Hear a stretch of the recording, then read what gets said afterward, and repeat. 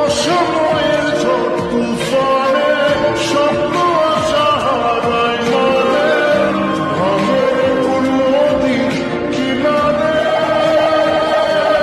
এই দৃশ্য কিনা শেষে আমাকে দেখতে হলো, কিন্তু তবু আমার খুব জানতে ইচ্ছে করছে বাচ্চারা ওই ভর্তি মোহর অলংকার সব ছড়াতে ছড়াতে যাচ্ছে কেন, আর গোপালের হাত দুটোই বা ঘাট থেকে বেরিয়ে দুদিকে ঝুলছে কেন? মহারাজ, আর একটা ব্যাপার কি আপনি লক্ষ্য করেছেন?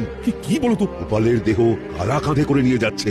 হ্যাঁ, ওই তো মন্ত্রী, সেনাপতি, জ্যোতিষী আর পণ্ডিত। আসলে গোপালের এই শেষ যাত্রা আমাদের কিছু শিক্ষা দিয়ে যাচ্ছে মহারাজ। এই যে দেখুন, যারা গোপালকে সহ্য করতে পারতো না, এখন তাদেরই কাঁধে গোপাল যাচ্ছে।